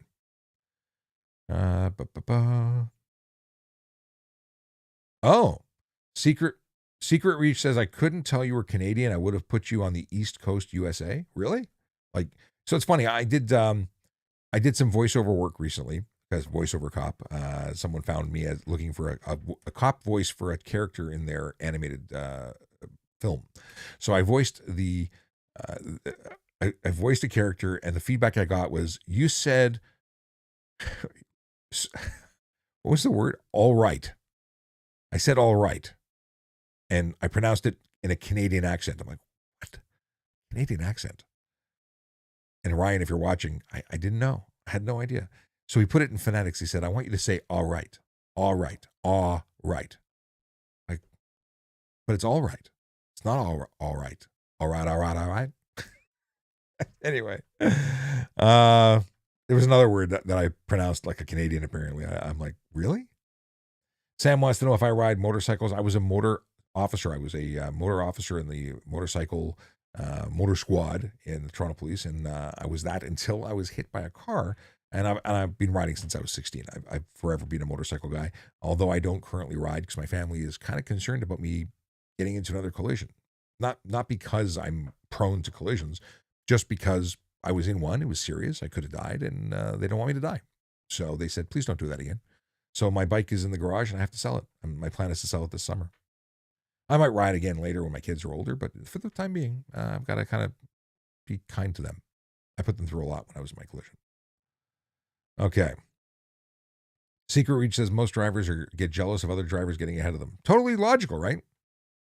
How come TPS doesn't care about the illegal e-bikes? Seven Figure wants to know. They absolutely do. But again, focusing enforcement on e-bikes would mean ignoring other more serious issues. And there are tons of serious issues. You find one, like I know lots of guys who have charged and prosecuted successfully e-bike riders who are driving illegal ones, which is anything that goes more than 32 kilometers an hour on a flat surface, more than 500 watts of motor, unless it's a cargo bike, more than 24 kilometers an hour on a flat surface if it's an e-kick scooter, electric unicycles. I mean, they're catching them on radar or laser speed measurement device. They're catching them and they're prosecuting them. And we're talking about serious charges. No insurance, no license, no permit, prohibited vehicle on road, like everything. What do I got here? Other than the fact that I know I'm running overtime. Stand by. Okay. If you're watching and you don't know who I am, I've been rambling about stuff and things for an hour and 21 minutes. My name is Sean Shapiro. I'm a former police officer who talks about traffic safety, traffic law, and police stuff. And if you've got questions, I've got answers to lots of stuff. Today, we also tackled the @ sign. Is it called an @ sign? It's not an ampersand. That's a different character, but we did go into that, and I learned something to the point where I think I need to now make a video specifically on that. Or maybe we can make it with the clip that I had from the show. But either way, we're talking about symbols, symbology. No, we're not. We're talking about traffic law, traffic safety, and police stuff, and occasionally weird crap that comes up. Waga says, shocked and offended by the number of people blatantly using their phones and not paying attention. It is gross, my friend. It is actually an addiction. It is people. These people need therapy. Put it in the trunk if you can't control your urges. It's an urge. Wonder what else they're fixated on.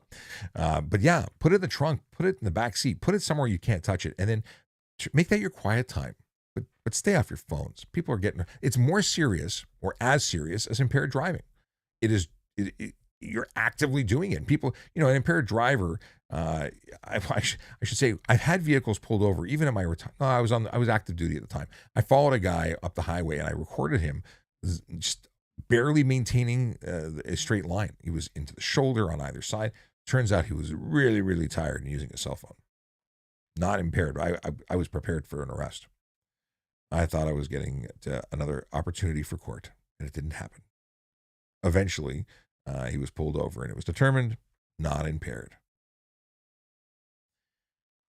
Bernhard says, some U.S. states can make you take driving school as part of DINE? I don't know what the DINE is. Maybe you meant fine. Is it possible here? There are programs for drivers. There's programs that you can be put into. I think it's for some of the bigger tickets. I've never been a part of it, but I know it exists because it is implemented, I believe, by the Canada Safety Council or Ontario Safety League. I think it's Ontario Safety League that does some of these courses because a friend of mine's teaching for them. Okay. Here Now 905 says Sudbury and North Bay are the worst drivers. Never seen police in either city. Really? That's odd. Now I want to test that out. It's a heck of a drive to find out. But I thought country and northern folks are better drivers historically. You have to drive everywhere. It's the people in the city who don't drive until they're 40 and then get the idea that they want to drive, and then they do strange things. Okay. I don't know what Oil Patch Trucker's talking about. Is eating or drinking distracted driving? Toronto Timepiece Show. Hello, how are you? Looking forward to Vancouver. Let's see here. We got eating or drinking distracted in some jurisdictions, like in Vancouver, oddly enough, I think it is. But in at least I should say British Columbia, because that would be the traffic act for the entire province. But not in Ontario. Drinking or eating is not distracted driving because distracted driving is specific to handheld communication device, handheld entertainment device, or the magic of screen visible to driver. But it could be careless driving, eating or drinking. If you were like really into the glass of water and you were weaving all over the place as you were, sipping, if you're not paying attention to your drive, if the thing you're doing is, causing you to drive unsafely, well, now you are carelessly driving, not distracted driving. Okay. Oh, where'd it go? Oh, Kevin, we're talking about radios in a second. If you're using a CB radio, could you be charged with distracted driving? Depends. So handheld communication device does cover two-way radios, but there are exemptions under the Act to allow certain users of two-way radios the ability to use them. It depends in some cases if it's physically mounted and you have a mic. In other cases, two-way radios are permitted. For instance, if you have a ham radio license, an amateur radio license, which I'm not even in the process. Technically, I am in the process. I wrote to the club to get a date for when I can take my course because I want to get my amateur radio license, which is something I've wanted to do for 30 years and never done. This is to be able to transmit on amateur radio bands, which allow you to speak to other people around the world. You can talk to the space with space station. Tons of really cool things. Like I need to talk to the space station. Like I have a hole in my head. But anyway, I want to get my license because it's cool. Or geeky, or both. It's cool if you're geeky, you appreciate it. If you're not geeky, you might think it's not cool. Anyway, one of the exemptions you have under the Highway Traffic Act is as a ham radio operator, you are able to hold your radio and use it while you're driving. It's Wild, right? If you so it all depends. I've been meaning to do a video that breaks down all of the rules specifically of that HTA and regulation section. Fabled Legacy wants to know if police or you guys detect radar detectors. Well, here's the first thing. Radar detectors are pretty useless. Why? Because we don't use a lot of radar anymore. It's mostly laser, and laser detectors aren't that useful because if we use them, it's a momentary depression of the trigger, which means you have a momentary burst of laser, which means we've already got your measurement. So you're going to find out that we found you just at the same time that we found you. But here's the big thing. Social engineering suggests that when you get alerted about radar or laser, you respond with slowing down. Well, we've got you already. Like radar is a wideband thing. It spreads everywhere. So you're seeing that you're getting some exposure to it. So maybe it's slow down. Some people have argued it's a good thing because it makes people slow down. Well, it makes people slow down temporarily until they get past the threat of getting caught, and then they speed up again. So it's not a good thing. I don't think it should be legal anywhere. I don't know why they even make them. Just saying. Oh, oil patch trucker who's apparently a wonderful human being who deserves the day he gets. Question. Hang on a second. Let me just mute that lovely individual. What a bad attitude. Spamming the chat, suggesting that he's not muted, so I can't. I will just block him. We don't need to see them. They don't need to see us again. Maybe they'll create a new account with one user to come back in 5 minutes because that tends to be what happens. But what a nasty individual. Anyway, Matt says, "Is it thrown off?" I forgot what I was talking about. Remind me what I was talking about, unless it was unimportant. We'll just move on. Is it legal to defend yourself against road rage, or is there specific rules? What does that mean? Well, you're allowed to defend yourself if you're being, attacked. Your safety is a thing. But what do you mean? Like drive into each other, Dukes of Hazzard kind of stuff? I need to know more. You are allowed. Self-defense laws allow you to defend yourself, to use as much force as necessary to protect yourself, and that can include lethal force. But you're responsible for everything that's excessive. There could be a situation where it's not excessive. So it really depends, and get a good lawyer. But I want to know more about what you're really looking for. Do you know Paul LaBelle? I don't know if I know Paul LaBelle. Doesn't sound familiar. Okay. Have I been to Minnesota or Wisconsin? Oh, have you heard of the Minnesota Wisconsin accent? I'll have to look it up now. But this is what you think I have? A Minnesotan Wisconsin accent? Ravi wants to know if he finds dinosaur bones on his property, can I keep it? I don't know. Reg, I appreciate your intense dislike for your elected officials. I gotta stop you from the spamming. It's too much, and unfortunately, I gotta block you. It's too much. Okay. Let's see here.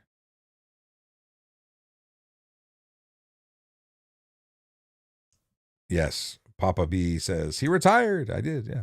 I have a question. When do the police chase? Under what circumstances? What laws allow them to do this? When do the police chase? It's not that they have, like, if you've committed an offense, can they chase you? Yeah.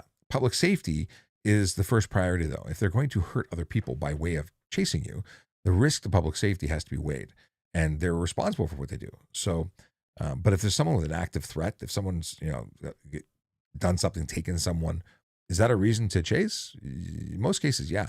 For minor offenses, traffic act offenses, unfortunately, no. And I say unfortunately because some people decide, well, cops can't chase me. I'm just going to do whatever I want.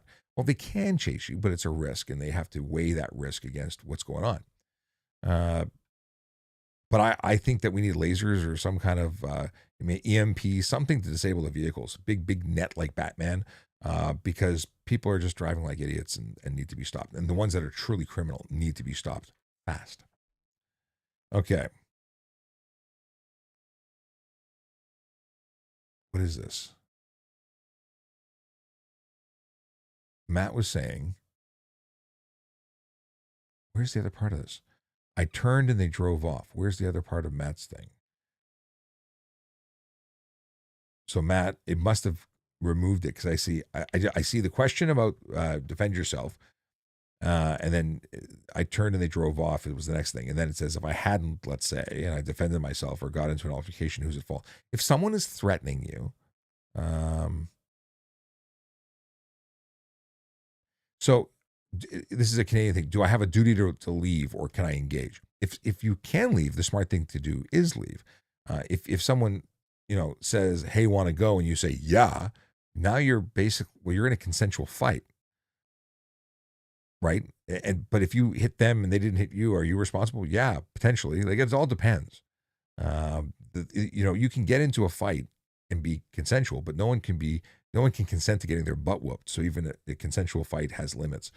And then if someone just attacks you, well, yeah, you can defend yourself. But if you have an opportunity to leave, the question is, why didn't you leave? Ethan Cassidy 6 says, do tickets reset when you get another ticket, like the time till it's off your record? Okay. So the deal is that you get a ticket when you're convicted. The conviction is on your record for 3 years from the date of conviction. The points stay on your record for 2 years from the date of the offense. Okay.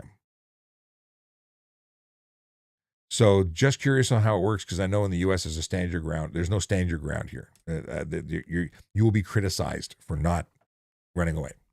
Run away. I mean, there's certain circumstances where you may not be able to, or you felt that you could not leave, and that's part of your articulation.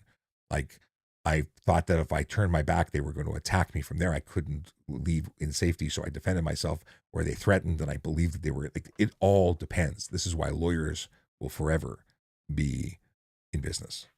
Okay, let's see. I missed a couple of things here. Can off-duty cops give you a ticket? Yes. Police are police 24/7. So an off-duty cop who makes observations could find you when you're at home or at work or wherever they find you, and issue the ticket when they're on duty. They could call another police officer to attend, and based on their information, write a ticket. Absolutely, positively, yes. Great question, though. Okay.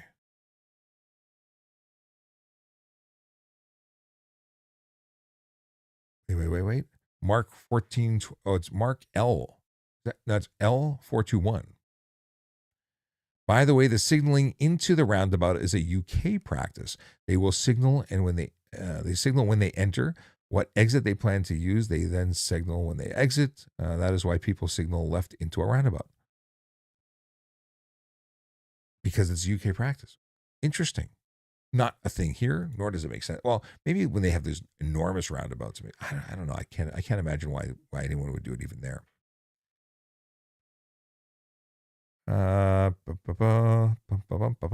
What is something that is legal that grinds your gears and you wish it were illegal? So many things. I wish we had an ability to slap stupid people. That's a George Carlin reference. But unfortunately, your hand would hurt by the end of the day. Okay. There's so many people. But maybe the reference should be reverted to just dangerous drivers. Why do cops not like to be approached? I always find that they seem annoyed. I don't know. I always welcome people coming up and talking to me and asking questions. Obviously, if it's maybe because they believe, and because of the way the media has treated police and the way that many people treat police, is the assumption that it's not going to be a good interaction. Like, oh God, what is this? What is this? It's a complaint. It's someone talking about Bob's dog pooping on their, like, there's usually a complaint or some obscure question that's coming, and they're on the spot. I think that's probably what it is. I always welcomed it. I still do. Stephen Bell says, hi, good morning, Sean, and hello, good morning, Stephen from London, Ontario. Here's another one from a good question. Janelle Sherwood says, do pedestrians always have the right of way? The answer to that is fairly simple. No, they don't. They have the right of way when they're lawfully on the road crossing, but if they're not lawfully on the road, they step out in front of you, they get smushed, and that means they were not in the right of way. There's a bunch of times when they simply aren't permitted to be there. But this blanket belief that they're always in the right is wrong. But hard to explain that, especially to the pedestrian groups who wonder how people get hurt. And we're not supposed to victim blame. But unfortunately, when we don't victim blame, they believe they have the right of way all the time. You need to actually hold the people responsible who caused the damage. If a person walks out and causes a collision, are they the victim or the person who caused the collision and should be charged? Well, I charged a woman who ran across the street and drove and ran right into the path of a car who then hit her and broke her hip. I served her. She was the person who caused the collision. She was illegally running across the street. The poor guy who not only had a dented car, but for the PTSD from harming this woman and the belief that he had done something wrong when he didn't, he was just driving. She was the idiot who ran across the road. And under certain laws, slapped. No, we didn't slap her. I slapped her with a ticket. People just don't get it. Username 142044 says, is it illegal to eat while driving? It's not illegal in Ontario to eat while driving unless you are unable to safely operate your vehicle. Then it would be careless driving. In other jurisdictions, it might be. Like in British Columbia, it is likely illegal because that falls under their category of distracted driving. Are headphones illegal while driving? Not in Ontario. You can have headphones like this, both ears covered. You can have noise canceling, although I don't suggest them. You can get a ticket for it in other jurisdictions because other jurisdictions might put on and say you can only have one ear covered, but it depends on the jurisdiction you are in. I meant to show one side and it fell off. Girk says, what about police officers, paramedics who use their phones while driving? Nothing for them. Police officers, paramedics, and firefighters who are driving their vehicles, their official government vehicles, are exempt from using their cell phones. They are permitted to use their handheld communication device, two-way radios, etc. Now, the big thing is they are 911. And when you call 911 for an emergency, you can use your cell phone too. That's legal. Now, police officers, firefighters, and so on can use their phones because not only are they, in many situations, push-to-talk devices. We have apps on our phone that allow us to communicate with police radio. We can do searches and run information and checks. In some police cars, because police have issued cell phones, they work like the police computers. So they may be doing something very, very specific and important to officer and public safety. They're not ordering pizza. That would be bad.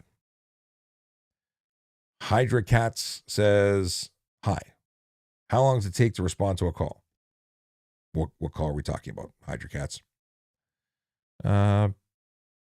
Secret Reach says, I would like your opinion, please. What do you think about street racing in the middle of nowhere? Street racing illegal, don't do it. Want to race, take it to the track. Middle of nowhere, there's no such thing. Like, what do you mean? Like, street racing is not legal. You can't speed on the road. If you're speeding on the road, you're street racing, you're breaking the law. Get a permit, take it to the track. That's the way to do it. Hydra Cats says, like cops. How long does it take to respond to a call like cops? Depends on the call. Depends on how long you have to drive. Depends on how many calls are in the pending. Depends on priority of the call. Depends on a million things. Depends on the availability of officers. If everyone's stuck on a major event and you call to report your cat missing, it could take 10 hours. If you call and say there's someone in my house with a pew-pew, it might take 2 minutes. It could take 10 minutes for the phone to get answered, but once the call gets dispatched, you become priority. Joshua says, I direct message you if you can answer my questions. I'll check it out. Secret Reach says that I track got closed. Sadly, you'll have to drive to another track. There are tracks. It may take hours to get there, but if you want to go fast, that's where you do it legally. Okay. Steven says, yesterday there were 3 cops at my building. I don't know why they were there. I don't know either.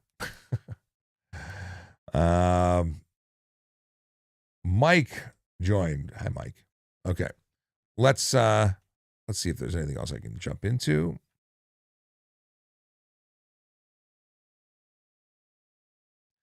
Nicholas says, I'm pretty sure every cop has at one point come across me at some point in their duty and listened to hundreds of my interesting questions. So that's why all cops seem annoyed when you approach them. It's all Nicholas's fault. And I imagine that's accurate. By the way, Nicholas, how is your stand-up comedy? Nicholas was performing in Richmond Hill over the weekend. I couldn't make it, but it is Awesome that you do stand up. I tried stand up once. I sucked. Okay. Papa B says I had someone break into my apartment called 31 Division while driving. Have a picture as well. What is this? Well, they never showed up to your B&E? But you don't call 31 Division to ask for help. You call 911 for help. If you call 31 Division, they're going to transfer you to 911. They don't dispatch from the station. Girk says, I've seen a paramedic watching TikTok while driving. I have a picture as well. That's the picture comment. Then you should report that paramedic because they have no business driving a vehicle watching TikTok. That is a gross misuse of that device, and they should be reported and investigated and held accountable. I mean, I have no sympathy because if they get caught doing it, they did it. They know it's not right. Now, that is a thing that will cause some people to go, what do you mean? They're paramedics. No, they're not. Cops, paramedics, or firefighters driving with TikTok playing are not driving. They're putting people at risk. Okay, gotcha. Joshua, I'll check it out. Okay. Papa B, they did, but still, so they transferred to 911 and no one ever showed? You got to report it to the division supervisor and say, I put a call for B&E and no one ever showed up. Ever. I still need to report it. Who do I call if I see a crazy driver on the Gardner?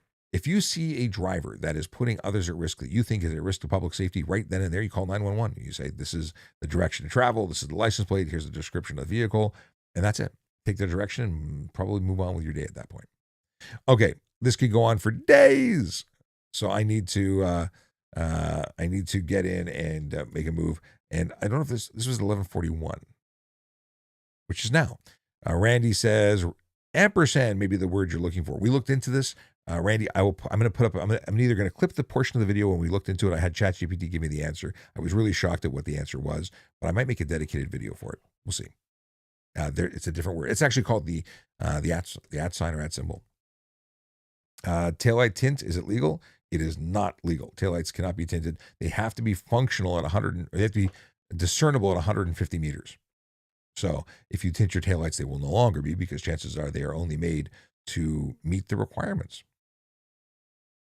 So if you tint them, you might have problems. Now, once upon a time, Steve, who's a custom car guy in the States, said, well, tint your covers, but then put brighter bulbs in, and that might work to meet the requirements of discernible at 150 meters.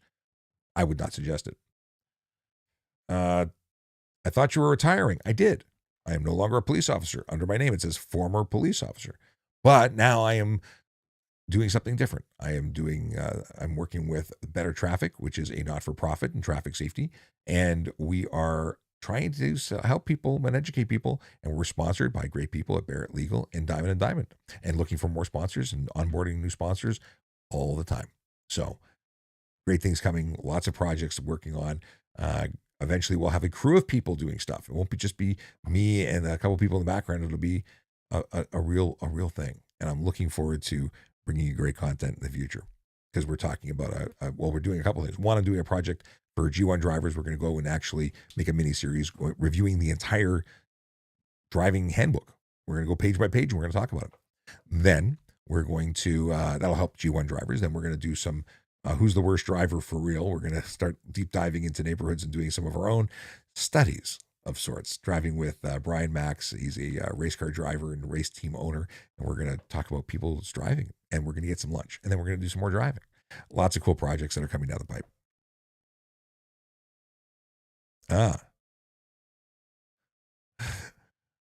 Nicholas Rizzi says, the show went really well. No cops showed up. So if I start a crime ring and get away with it, it'll promote my shows here and then secretly do crime. Gotcha. This is for the comedy show. Gotcha. Okay. Where did you get the blank hat from? I want to put my VOC patch on. So I made this hat, and I picked up this hat at auction. Speaking of which, I bought some stuff. What did I buy at auction last night? I bought some stuff at auction, although that I was going to buy more of these hats, and they went for too much money. You can buy hats. You can buy hats for the manufacturers blank. And then we can press it. So I gave Chase a patch for any piece of wherever he wants to stick it, iron-on patch, which is what that leathery looking thing is. We'll have to get you a hat, Chase. My thing is I had to find a hat that fit on my melon because I have a big head. All right, let's do some dad jokes. Dad joke. I was stuck in quarantine all alone with a deck of cards. I guess you could say I was in solitary confinement. Solitaire confinement. Yeah, I got added a Y. That's good. I like that. Solitaire confinement. Yeah, important to read the actual words and not assume the entire word. How can you tell if an Irishman is having what's this? How can you tell if an Irishman is having a good time? He doubling over with laughter. Fitting that St. Patrick's Day. Makes sense. Doubling over. Haha. Not that great. What do you get if you cross Christmas with St. Patrick's Day? Saint O'Claus. Giving it, it's St. Patrick's Day, so we're going to give it the rim shot anyway. Star Wars dad jokes. Reading ahead to make sure it's not St. Patrick's related. Did you know Sith don't have midi-chlorians? What? Did you know Sith don't have midi-chlorians? They have amino acids. I have no idea. I'm not picking up what you're putting down. That joke fell flat for me. But I appreciate the dad jokes. If you have dad jokes, throw them into the kitty because I will put it up on the screen and we'll talk about it right now. Nicholas, what is this? Oh, Nicholas was talking about quotas. Why is this one showing up? Yeah, there's no quotas. He was saying he sees people hiding on the last day of the month. But the truth is, they're on a shift cycle. There is no last day of the month for them. What do we got? What do we got here? We talked about this. Okay, we got all the dad jokes. Any dad jokes? How do the elves clean Santa's sleigh? They sanitize it. They sanitize it. Thank you. Small print far away. I'm blaming that. That's from Papa B. They sanitize it. Makes sense. Papa B wants to know if it's legal for motorcycles to pass between cars in traffic. No, it's not. What's the fine for tinted windows from Nate O'Brien? The answer is it could be $110. It could be losing your plates and having your car, losing your plates and having to get towed home. Depends. Kevin Samantha says, remember that cop, that OPP Sergeant Cam, you should work with him. I know him. He does work for Diamond and Diamond as their safety ambassador. So he makes content for them. Check out their channels. They're on YouTube. They're on TikTok, and he's on those there. But that said, he's not local. Like I see him when he's in town occasionally, but he's not local to do stuff on a regular basis. Can motorcycles still park in Green P areas for free? Motorcycles in the city of Toronto can park on the street free. They cannot park in parking lots that are Green P. Kaylin Harding says, as a retired police officer, do you still have the urge to go back to the force? Yes. I'm very much still tied to my cop persona. I miss the people. I miss being out on the road, but I haven't been on the road in 5 years because of my injuries resulting from a motorcycle collision. But I absolutely miss it, and I'm happy to be able to still help out here. And Mike says, morning, good sir. Still have a steak waiting for you. I like following the law. Come to London. This is my buddy Mike, who has a steakhouse in London, and I need to absolutely come and visit and say hello. I hope to go. So my friends who are from Sarnia are coming to Toronto, but if I go out to visit them, I will stop by and come see you. We'll make arrangements. I appreciate the invite. All right. With that, I must really go because an almost 2-hour live stream is really, really longer than usual. Let's see here, since I got more questions coming in.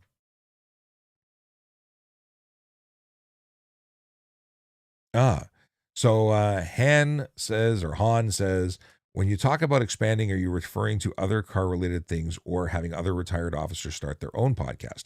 So It could be anything, but so I've been doing consulting for government agencies, and in terms of live streaming and social media, I wrote a book about it that I still haven't finished publishing.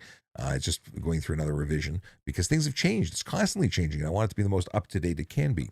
So between the book and trying to help others be able to share messaging effectively as police officers and what that should look like. That's one side of it. In terms of this show, Ask a Traffic Cop, the goal is to have them join as a guest on this show so they can be the subject matter experts for their jurisdictions, and we can talk about what's going on in their neighborhoods, making their neighborhood safer. But I have a bunch of retired police officers that are friends that I'd love to see share their stories. So having them on a podcast is just another thing. But if they want to do their own podcast, I want to help them with that too. So it all depends. So Han, it's both. It's both yes and depends and sort of and absolutely. Anyway, listen, I'm back on Wednesday. Have a wonderful, wonderful day. Stay safe, drive sober, park legally so Aaron Urquhart doesn't get upset with you. And if you've got questions, know that I don't only answer them during the live stream. You put them in comments in the videos that I've posted. You can always DM me. You can email me at voiceovercop@gmail. Whichever way you want to go, I'm here to help. All right? Have a great day, and we will talk to you soon. Oh, okay, I got to do it.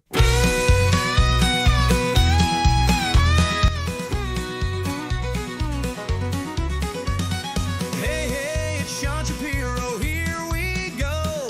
Knows the road rules better than most folks know. Ask your questions, bring the heat or keep it chill. He's got the answers and a license to spill. Ask a traffic cop, Sean's your guy. Breaking it down, no lie, no tie. Knows the stuff and things to keep you clear. Ask away, he's the voice you wanna hear. Former badge, now a podcast star. Navigating traffic laws near and far. Stop sign confusions or signal light feud. Sean's the one to give you the right attitude. Ask a traffic cop, Sean's your guy. Breaking it down, no lie, no tie. Knows the stuff and things to keep you clear. Ask away, he's the voice you wanna hear.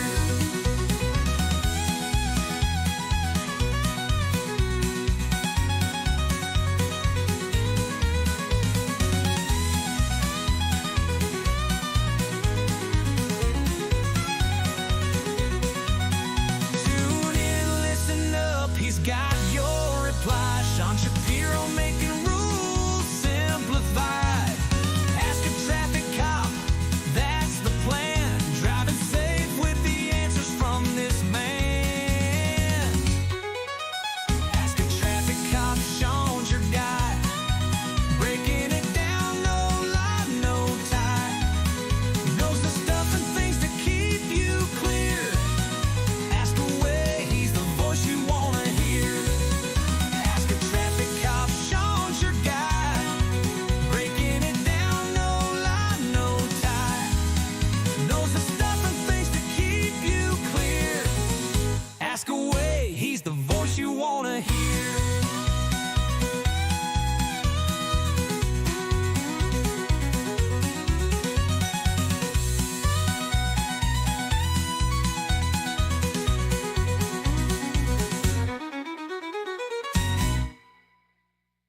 Okay, just because I got to do it.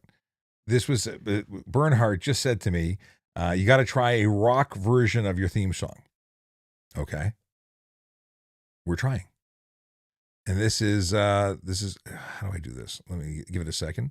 We're going to try a rock version, and it's just processing. In the meantime, I put it on the screen, but I love the joke. Where was it? It was. Why doesn't Han Solo like his steak rare? Too chewy. Too chewy. It's too chewy. Chewy. Spider 3 Aces says, we having a dance off? Possibly, maybe. Let me see if I can get this. Sadly, I was having a problem with the Bluetooth transmission, so I'm going to let this thing process. I can hear this, but you won't be able to hear this. So stand by. I'm going to quickly download it. Oh, here it is. Download. No, it's still processing. It's the same lyrics with rock. It just takes a minute. So I'm just hanging out here just to give you a rock version. So if you're interested, stick around. If you got to go, I totally get it. Standing by. Most people took off out of the live stream. It's okay. It's all right. Press play. I know you can't hear this, but.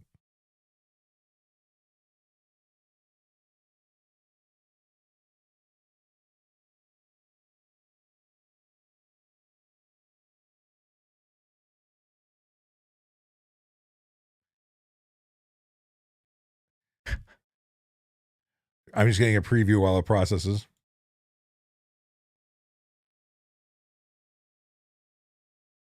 I think the next one's better.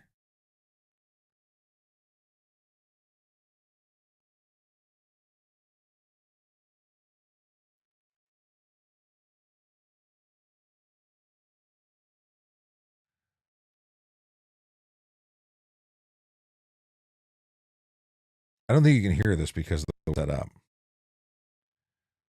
Let's see if it's finished processing. Oh, MP3 audio, wave audio. The video is still processing.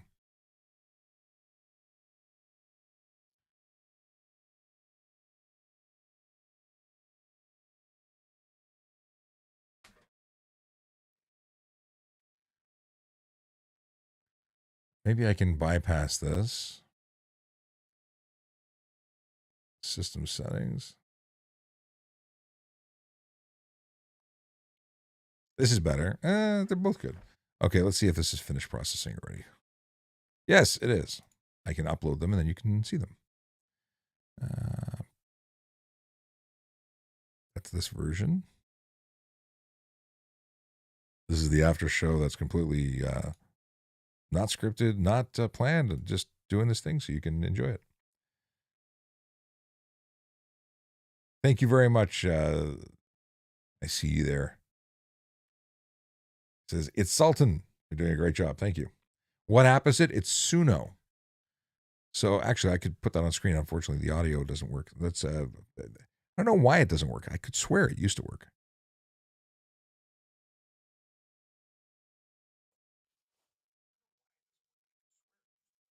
Trying something here.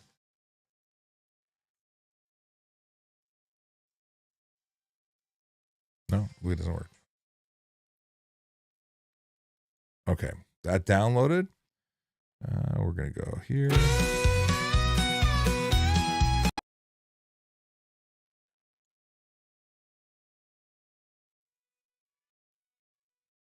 See, that works perfectly. Okay, so it's here. We're going to go here and add scene, media.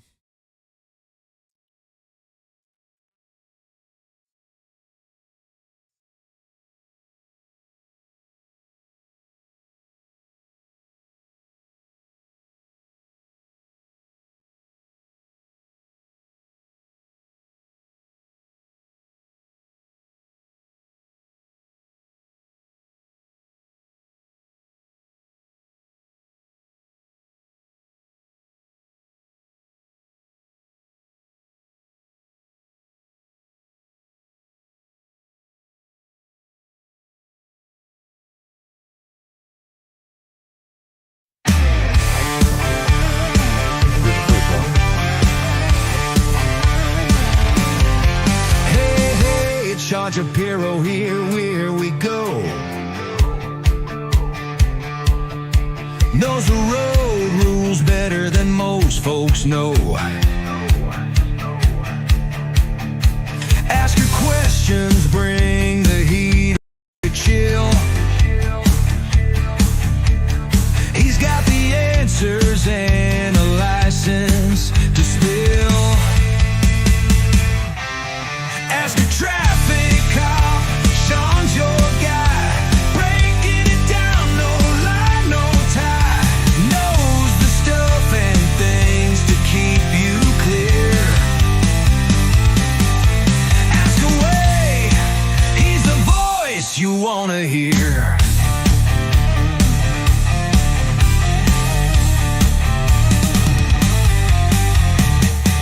Former badge, now a podcast star.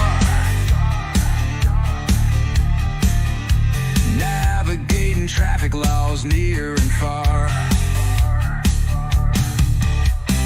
Stop sign confusions or a signal light feud. Sean's the one to give you the right attitude.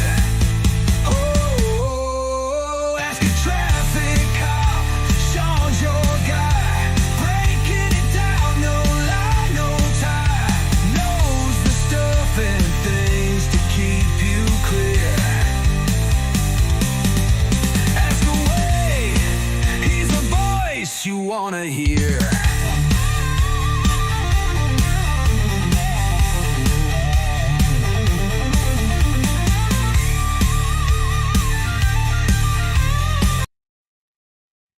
Okay, we're going to try one more. Hey, hey, it's Sean Shapiro, here we go. Knows the road rules better than most folks know. Ask your questions, bring the heat or keep it chill. He's got the answers and a license to spill. Ask a traffic cop, Sean. I think the better one, the last one was better. Breaking it down, no lie, no tie.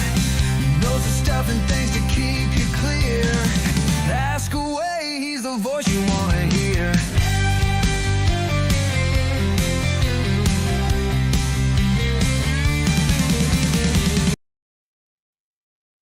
I agree. We can delete the last one.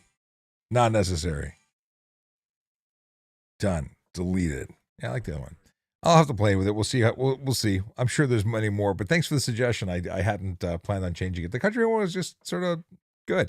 1206 wanted to know how retirement streaming is good. Thanks very much for asking. It's very different schedule. I get to sleep in, take my kids to school, take my kids home from school, and it works. It works. I miss the job. I miss the people. The commute is so much better. In any case, I am gone. I'm out of here. I'll see you on Wednesday, 10 a.m. In the meantime, stay safe, drive sober, have fun, and smile because, generally speaking, it makes you look good. Take care.